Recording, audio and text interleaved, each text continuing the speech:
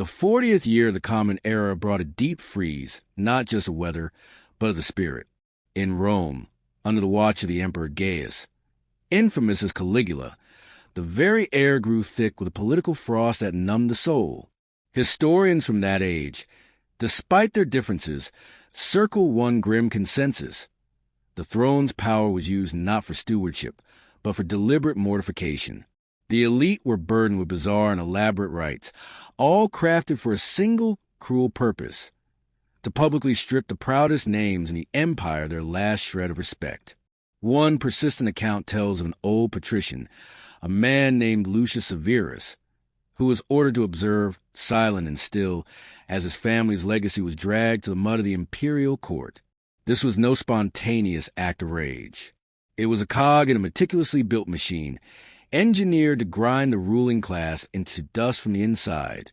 The palace's own ledgers coldly recorded the flow of this human traffic through its famed metal doors, reducing senators and knights to ink-stained numbers on a list. Violence was given a schedule. Degradation was filed as administrative policy. Caligula's objective went beyond mere suffering. He sought the twisted victory of making the victim an unwilling participant in their own destruction. Fear was his chisel. Shame was the permanent inscription he carved onto the heart of the Roman Senate. To trace the path to this nadir, we must rewind to a day full of promise in the year 37. A young man of 25 was hailed as the dawn after a long night. Gaius Julius Caesar Augustus Germanicus, given a childhood nickname, Caligula for the little army boots he wore, was a descendant of the heroic General Germanicus. His rise sparked a celebration that burned bright for months. The masses saw in him the pure bloodline of a golden age restored. The aristocracy felt a wave of relief, escaping the dense, suspicious fog that had hung over Tiberius's final years. No one could have dreamed that this clever, cultured successor would become the mastermind behind the most coldly systematic regime of humiliation Rome would ever endure. Caligula's youth was a lesson in extremes. He knew the adoration of legions who loved his father as a demigod, but he also learned the taste of terror, watching the shadowy politics that led to Germanicus's probable murder by poison. He witnessed his mother, Agrippina, sent into exile. He learned of his brothers, one dying in a cell, another on an executioner's block. In the treacherous court of Tiberius, the boy Caligula mastered survival by playing the fool. He wore a mask of simplicity. Those years of performance taught him the central, brutal tenet of power. In Rome, truth was a liability, and deception was the only real armor. He learned his lesson flawlessly. His first months as princeps seemed to herald a renaissance. Oppressive taxes were lifted. Prisoners of conscience were pardoned. The city thrilled to extravagant festivals. Infrastructure was renewed. The legions received their bonus pay. Rome was enchanted. His path was lined with petals. Poets wrote verses to his grace. The powerful clamored for a moment of his time. After the withdrawn, grim rule of his predecessor, this was a sunburst. The difference was day and night. Where Tiberius had lurked in island isolation, Caligula was everywhere. In the streets, at the theater, hosting feasts. He was visible, lavish, and magnetic to his people. It seemed the gods had finally answered their prayers with a perfect emperor. Then, in the fall of 37, the axis shifted. A sudden, severe illness seized the emperor, holding him prisoner in his bed for weeks.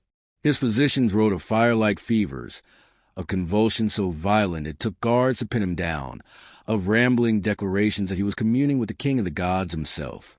Rome stood still, holding its breath. The scent of sacrifice from every temple clouded the city. Desperate citizens offered their own lives in exchange for his. When Caligula rose from his sickbed, the man who emerged was someone else. The first signs were whispers. He demanded that sacred statues and temples be recarved to wear his face. Then came actions that stole the breath from even the most cynical men in the Curia. His inner circle saw the change firsthand. The warmth in his gaze was gone, replaced by a sharp, unsettling focus. Sleep abandoned him. He roamed the palace halls after dark, conversing with marble figures, arguing with the moon, flinching from phantoms.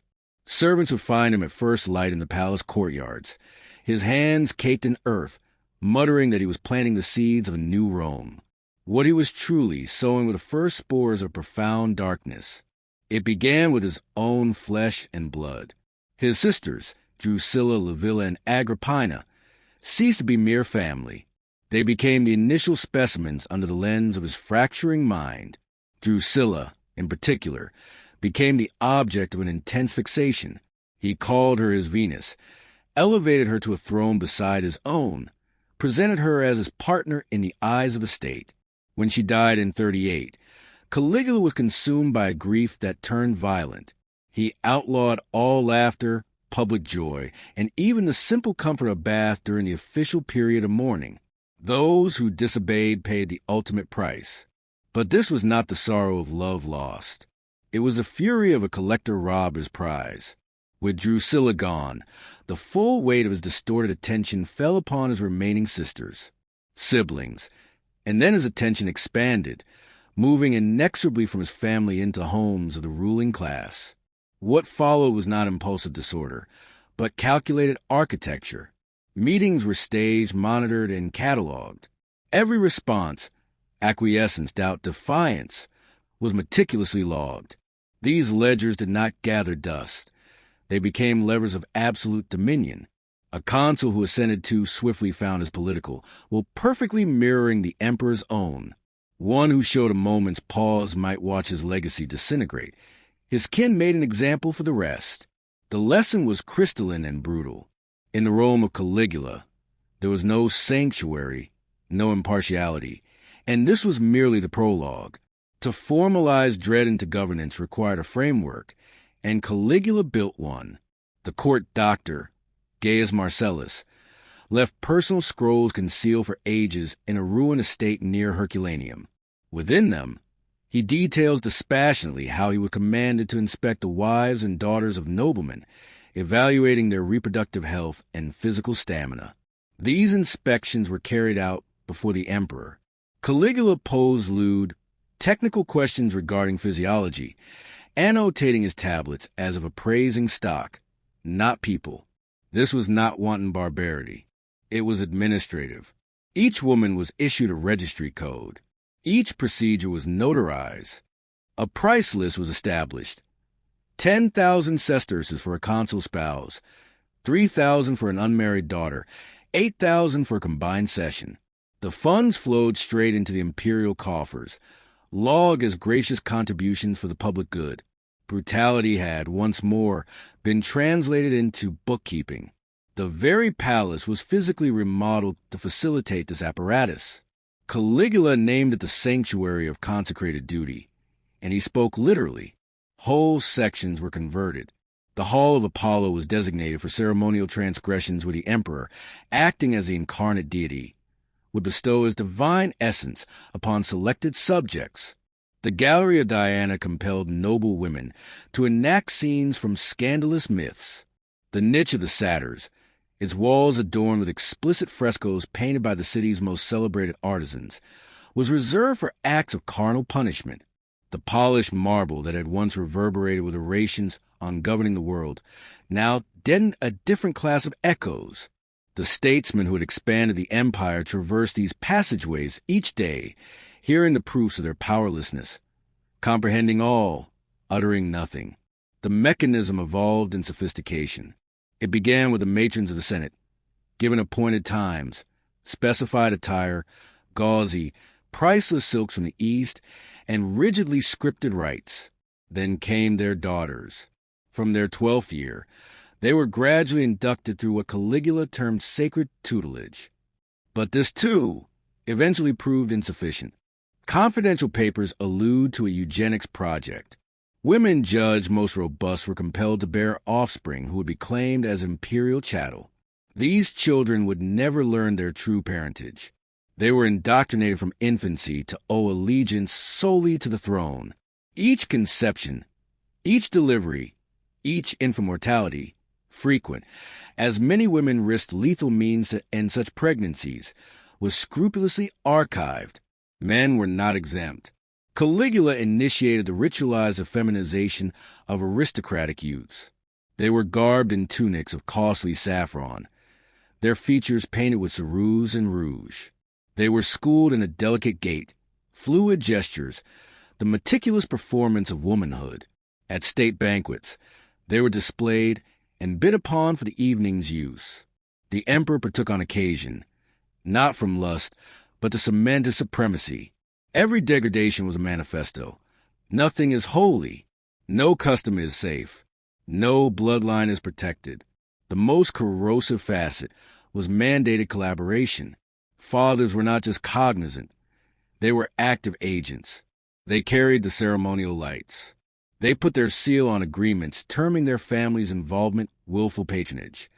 They cast votes for statutes like the Lex Sacri Corporis, which proclaimed the emperor's person divine, and any congress with a supreme spiritual privilege.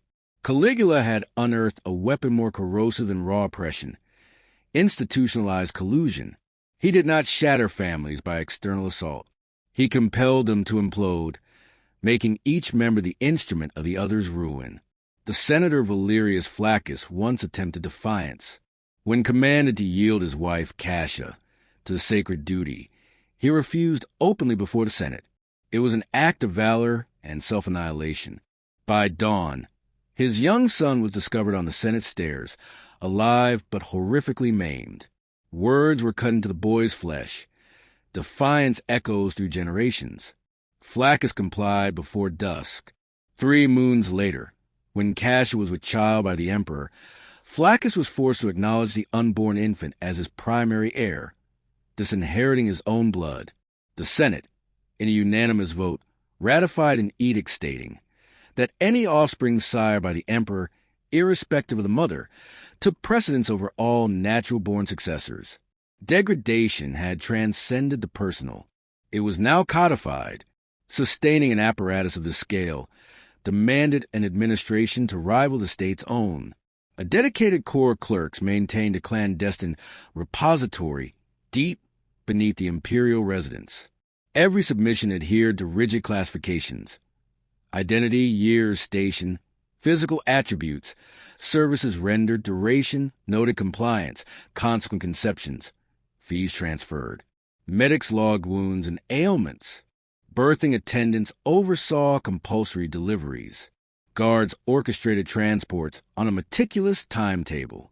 Treasurers handled the revenues.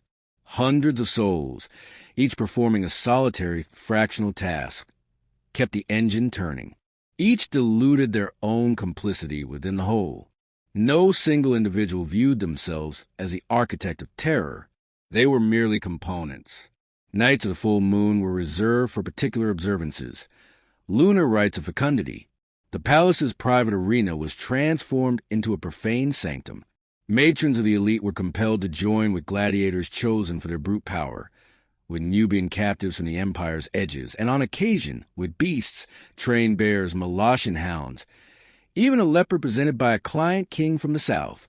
Their husbands observed from the tiered seats, draped in the formal wool of their rank, maintaining stoic masks as their wives were debased past the limits of conception. Caligula orchestrated the spectacle as a celestial maestro, determining couplings, postures, repetitions. He brandished a ritual staff adorned with gilded phalli, pointing, decreeing. Scribes documented it all. This was a theater of uncontested dominion, where human anguish was refined into sovereign amusement.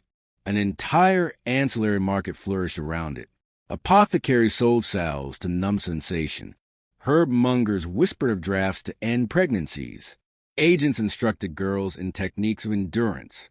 Surgeons developed specialties in mending tears and breaks. Everyone levied a charge. Everyone profited. The city itself became an accessory. The bodies moving through the halls told tales no official history would ever inscribe. Scars mapped into patterns like a clandestine lexicon of agony. Bellies distended with forced pregnancies, concealed beneath flowing robes. Countenances lost the memory of a smile. There was a girl named Lelia, the child of a lesser patrician. After cycles of methodical mistreatment, she ceased to speak entirely. The physicians confirmed her cords were unharmed. Language had simply deserted her. Her silence was so absolute it disturbed the others. They avoided her look, as if her eyes mirrored their own inexorable fate. And Caligula's fixations continued to metamorphose, each grander than the last. One particular obsession came to characterize the final epoch of his reign. He became consumed with compelling mothers to observe the defilement of their daughters, then inverting the roles while he provided narration, as if reciting an epic verse. To him, this was metaphysics, not mere compule. Shaun, he was convinced that by annihilating the primal bond of motherhood, he could erase the very bedrock upon which Rome stood.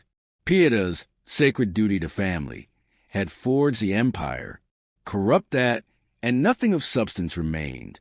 In his reasoning, this demonstrated his own divinity. The gods of legend had done the same. Zeus seized mortal women by force, cloaking himself in bestial forms. Caligula perceived himself not as an abomination, but as a rational fulfillment of a celestial legacy. He wasn't shattering taboos. He was consummating them. There were attempts at defiance, murmured and desperate, almost invariably fatal. Some women sought to ingest poison before being taken to the palace, pilfering hemlock or aconite from the imperial grounds. Others marred their own faces with blades or searing coals, hoping to render themselves unfit. Caligula had countermeasures for every tactic. Those who attempted self-murder were resuscitated by court physicians, masters of venoms and their antidotes, only to face double quotas of service, sometimes enacted before the public in the forum. Those who disfigured themselves were utilized regardless. Caligula proclaimed physical beauty irrelevant to sacred duty. In fact, he asserted that ugliness purified the act, stripping it of mere sensual delight. There was no exit. Those who tried to flee were tracked by the speculators, the emperor's covert guard. They were dragged back for demonstrative chastisements that implicated their entire lineages. Dread was, by design, a communal burden. The imperial archive expanded without cease. Thousands of entries, growing ever more granular, ever more dispassionate. Every deed had a cipher, a class, a subclass. Forms were completed, procedures observed, hierarchies honored. It was the accounting of atrocity, as meticulous as the ledgers for tribute or the census. Sometimes, Caligula would select entries at random and read them aloud before the Senate.